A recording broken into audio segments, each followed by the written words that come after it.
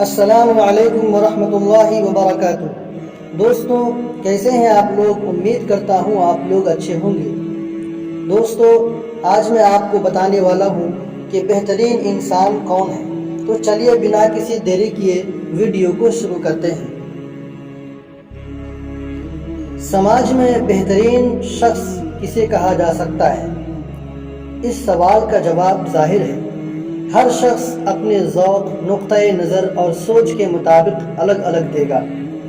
اہل علم و ارباب دانش کی نظر میں ہو سکتا ہے اس کا مستحق وہ ہو جس نے علم و دانش کی سنگلاخ وادیوں میں آبلہ پائی کی ہو اور معرفت و حکمت کی بلند و بالا چوٹی تک پہنچنے میں کامیاب ہوا ہو، جبکہ مادیت کے متوالوں اور اسباب و وسائل کے دیوانوں کی نگاہیں اس ٹائٹل کے حوالے سے ان لوگوں پر مرکوز ہو جائیں گی جنہوں نے مال و دولت کی ریس میں بہتوں کو پیچھے چھوڑ دیا ہو، جن کا عشرت کدہ ان کے بہت سے جاننے والوں کے لیے رشک و حسد کا مرکز ہو اور بینک بیلنس نہ صرف عزیز و اقارب بلکہ انکم ٹیکس والوں کے لیے بھی مرکز توجہ بنا ہوا ہو۔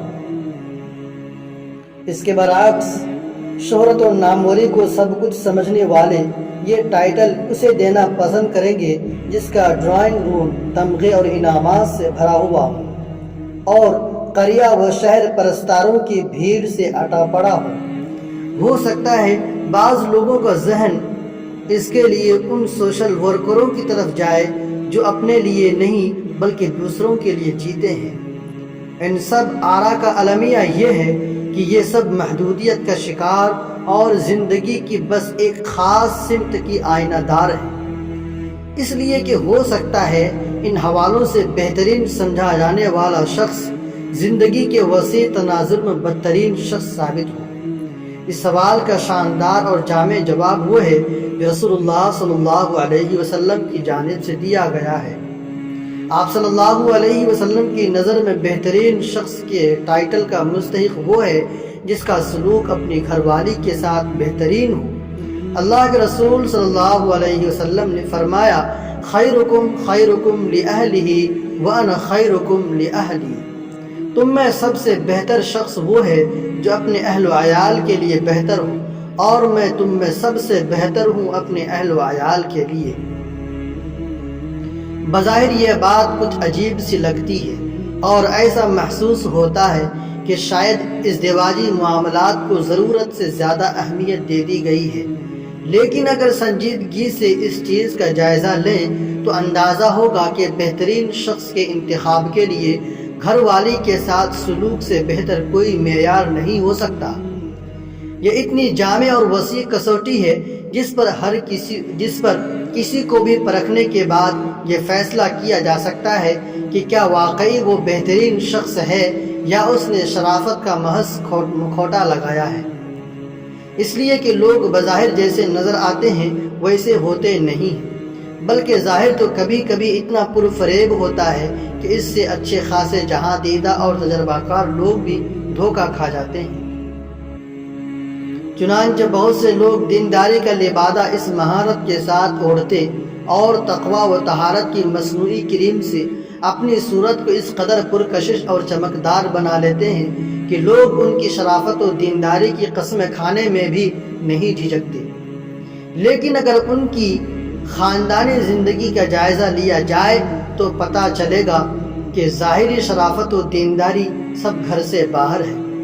گھر کے اندر یہ شخص انتہائی بدتمیز، خود غرض اور سخت دل ہے، باہر شرافت و مروت کا دم بھرنے والا، گھر میں انتہائی وحشی ہے اور ہر دن ظلم و بربریت کی ایک نئی داستان رقم کرتا ہے۔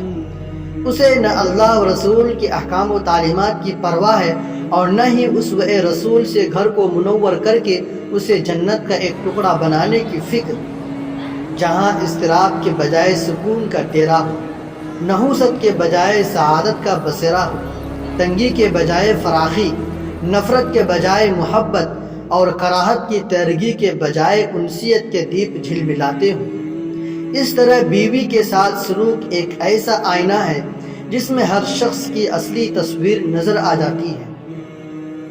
اس لیے کہ انسان کی یہ فطرت ہے کہ وہ اپنی طاقت کے جوہر عموماً کمزوروں کے سامنے ہی دکھانا پسند کرتا ہے۔ صنف نازک سے تعلق رکھنے کی وجہ سے بیویاں عام طور پر کمزور و بے بس و بے کسی کا پیکر ہوتی ہیں۔ اپنی عزیز و اقارب اور حامی و ناصر سے دور بڑی حد تک شوہر اور اس کے گھر والوں کے رحم و کرم پر ہوتی ہیں۔ یہی وجہ ہے کہ ان کی تھوڑی سی کوتاہی شوہر کے آتش غضب کو بھڑکا دیتی ہے۔ وہ ان کی معمولی سی غفلت سے چراغپا ہو جاتا ہے۔ عام طور پر وہ بیوی کی مستقل حیثیت کو تسلیم کرنے کے لیے تیار نہیں ہوتا، اس خیال سے کہ اس کے ٹکڑوں اور چتھڑوں پر پلنے والی ہستی کی حیثیت ہی کیا ہے۔ یہی وجہ ہے کہ وہ بیوی کے ساتھ توہین آمیز رویہ اپنانے میں کوئی حرج نہیں سمجھتا۔ نازیبا کلمات کا استعمال تو عام سی بات ہے، بعض گھروں میں تو معاملہ گالی گلوچ اور مار پیٹ تک پہنچ جاتا ہے۔ اس معاملے میں جاہل اور تعلیم یافتہ کے درمیان کوئی زیادہ فرق نہیں ہے۔ اس حمام میں سبھی ننگے ہیں۔ بعض تعلیم یافتہ افراد اپنے اس طرح کے رویے کو حق بجانب قرار دینے کے لیے بعض اقوال کا سہارا سے لینے سے بھی نہیں چوکتے، جیسے یہ کہ شوہر کی حیثیت مجازی خدا کی ہے۔ اسلام میں اگر اللہ کے علاوہ کسی کو سجدہ جائز ہوتا تو وہ بیویوں کو اپنے شوہر کو سجدہ کرنا پڑتا۔ وہ اس ہندو فلسفے کے قائل ہوتے ہیں جو بیویوں کو داسی اور شوہروں کو سوامی قرار دے کر بیویوں کے ساتھ کسی بھی سلوک کی اجازت دیتا ہے۔ جب کبھی عورتوں کے حقوق کی بات اٹھتی ہے تو مسلمان یہ کہہ کر اس سے اپنا پیچھا چھڑا لیتے ہیں کہ اسلام نے اس طرح کے تمام حقوق آج سے 1500 سال پہلے عورتوں کو دے دیا ہے۔ اس میں کوئی شک نہیں کہ اسلام نے عورتوں کو معاشرے میں جو عزت و احترام اور وسیع و جامع حقوق عطا کیے ہیں، مغرب اپنی طویل جد و جہد کے باوجود اس تک نہیں پہنچ سکا ہے۔ لیکن سوال یہ پیدا ہوتا ہے کہ کیا اسلام کے دیے ہوئے حقوق مسلم خواتین کو حاصل ہیں؟ اس کا جواب یقیناً نفی میں ہے۔